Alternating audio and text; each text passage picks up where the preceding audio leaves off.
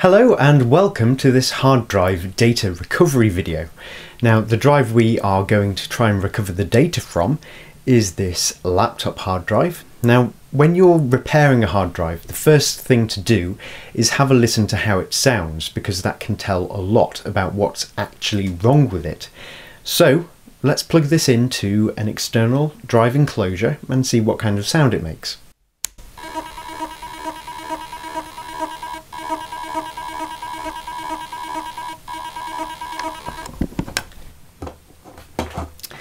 So, as you can hear, that does not sound very promising for our little hard drive.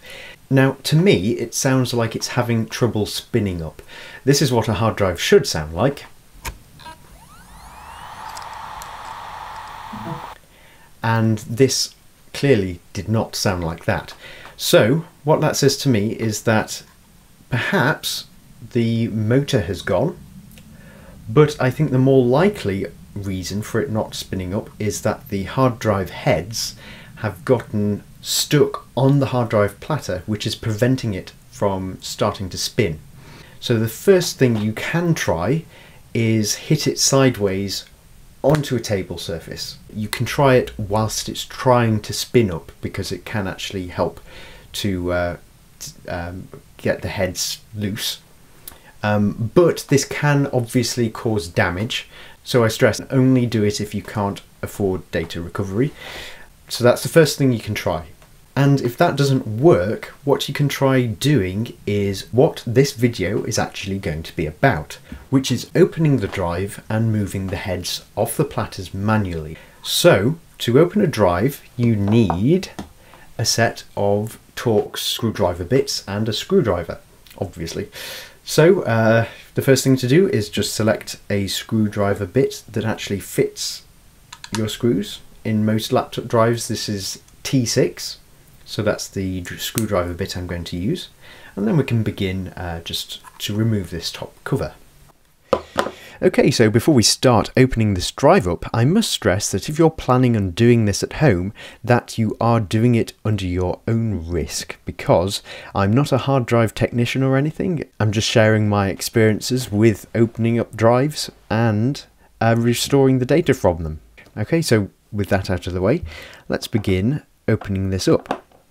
Now, you've probably heard that opening a drive in anything but a clean room causes the drive to be destroyed, basically. And there is kind of truth in this, but I'm not sure how much of it is true, because I think some of it is just sort of like scare stories spread by data recovery centres so that they get more sort of business.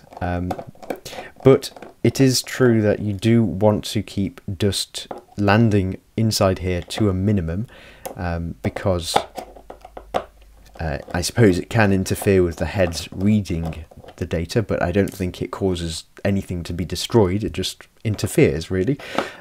So when you are opening up your drive, just make sure that you try and keep it as clean as possible. And before you put the lid back on, just blow on it, just to make sure that any dust that has landed on it has been blown off. But if there are some leftover bits of dust, these are likely to fly off the platter when the hard drive is turned on by both centrifugal force and by the draft that's caused when it's on. And there is a little filter, which I'll point out later, which does catch stray particles, so it's not too much of an issue. But if you are really concerned about stray particles landing on the platter compromising data, what you can do is make a clean air enclosure, which is basically just a box, a fan and a filter, and you can open the drive in there. I might make a video later at some point on how to make one of these clean air enclosures, but it does just depend on the demand, because it's a bit of a niche thing to sort of want, really. Anyway, so once you've gotten all the screws undone, there is usually one last screw under the sticker, and you can usually find it by scratching the surface with your fingernail until you find an indentation, and then once you find it, you can stick your screwdriver through the sticker and undo it that way. So let's take a look, and if our theory was correct, the hard drive head should be on the platter, which it is. So as you can see, the hard drive head is in the middle of the platter, and it should actually be parked just here, which it clearly is not. So what we can try and do is manually push this into the parked position. So to do this, I'm going to use a little hook, which is actually just a dental thing, and what we need to do is just turn the hard drive platters whilst we are pulling on the head, just to reduce the stress. So always turn it counterclockwise, as that will ensure that you don't pull the heads underneath the actual head unit. So I'm just going to use the screwdriver, because there is a screw in the center spindle. So we can just turn this and pull on the head.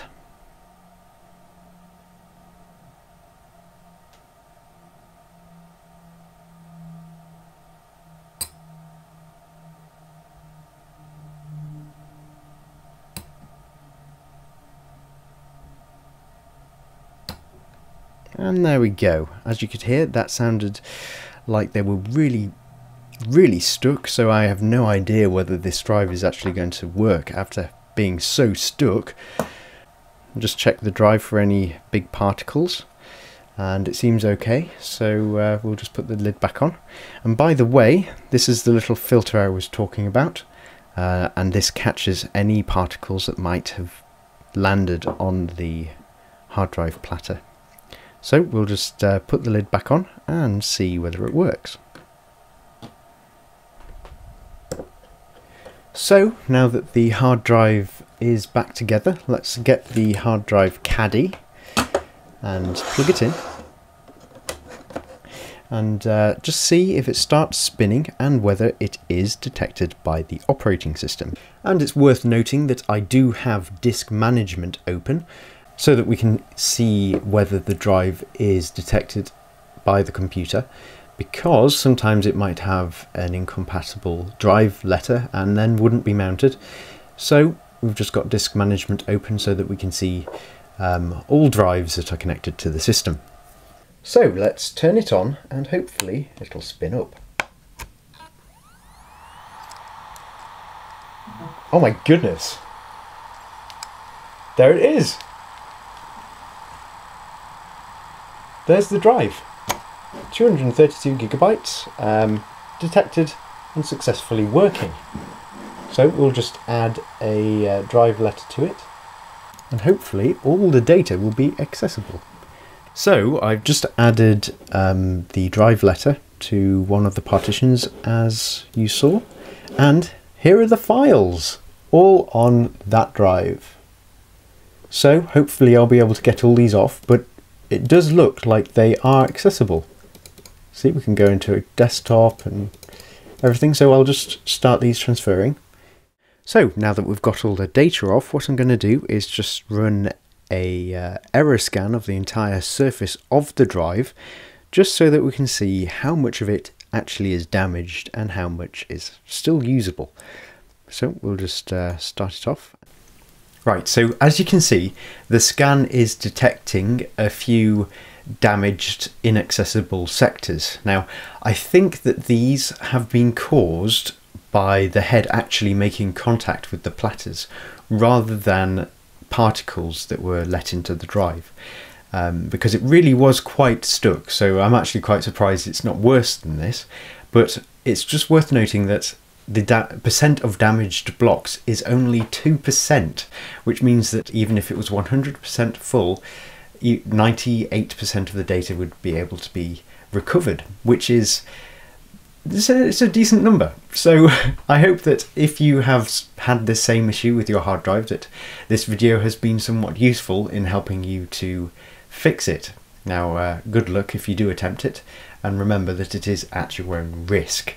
So I hope you've enjoyed this video, and if you are interested in DIY things, you can perhaps check out my channel and maybe subscribe if you think it's interesting enough.